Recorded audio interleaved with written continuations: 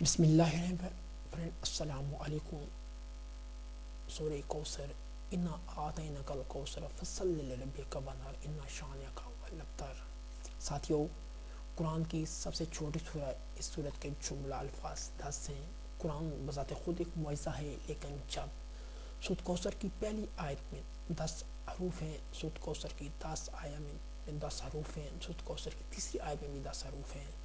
اس پوری صورت میں جو سب سے زیادہ تکرار سے حرف آیا وہ حرف الف ہے، جو 10 دفعہ آیا ہے۔ وہ حرف جو صورت میں صرف ایک دفعہ آیا ان کی تعداد 10 ہے۔ اس صورت کی تمام آیات کے اختتام حرف رے یا را پہ ہوا ہے، جو کہ حروف ہجا میں 10واں حرف شمار کیا جاتا ہے۔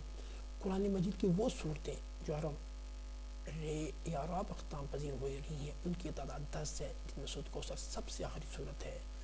سورت میں جو 10 کا عدد ہے، اس کی حقیقت یہ ہے کہ وہ ذوالحجہ کے مہینے کا 10واں دن ہے، جیسے اللہ تعالیٰ نے فرمایا فَصَلِّ لِرَبِّكَ وَانْحَرْ، بس نماز پڑھو اور قربانی کرو۔ وہ دراصل قربانی کا دن ہے۔ اللہ کی شان کہ یہ سب کچھ قرآن مجید سب سے چھوٹی سورت جو کہ 17 و مشتمل میں آ گیا۔ آپ کا کیا خیال ہے بڑی صورتوں کے بارے میں؟ اللہ تعالیٰ نے اس لیے فرمایا ہم نے اپنے بندے پر جو کچھ نازل کیا، اگر تمہیں اس میں شک ہو تو اس جیسی ایک سورہ ہی لے آؤ۔ اللہ تعالیٰ مجھے اور آپ کو حوض کوثر سے ایسا مبارک پانی پلائے جس کے بعد کبھی پیاس نہ لگے۔ آمین یا رب العالمین۔